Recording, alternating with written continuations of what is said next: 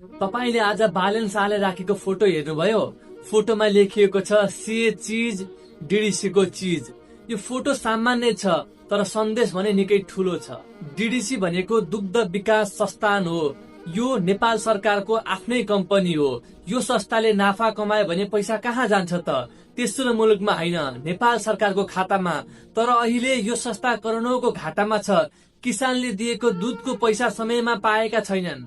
अब सोच्नुहोस्, हामीले डिडिसी को चीज, डिडिसी को दूध, दही, आइसक्रिम प्रयोग गरे भने नेपाली किसानको दूध बिक्री हुन्छ, किसानको आम्दानी बढ्छ, डिडिसी घाटाबाट बाहिर निस्कन्छ, सरकारलाई राजस्व आउँछ। यो भनेको नेपालीको पैसा नेपालमै राख्ने अभियान हो। अहिले संसारले पनि यही त गरिरहेको छ। अमेरिकाले मेक अमेरिका ग्रेट अगेन भनेर मुभमेन्ट चलाएको छ। भारतले पनि आत्मनिर्भर भारत भनेर अभियान चलाएको छ। अनि हामीले चाहिँ नगर्ने? बालेन शाहले यसको सुरुवात गरेका छन्। डिडिसी को चीज, दूध, दही, आइसक्रिम प्रयोग गर्नु भनेको देश प्रेम हो, किसान प्रतिको सम्मान हो। अब तपाईँ भन्नुहोस्, के तपाईँ डिडिसी को प्रोडक्ट प्रयोग गर्नुहुन्छ? कमेन्टमा लेख्नुहोस्, म डिडिसी को चीज खान्छु।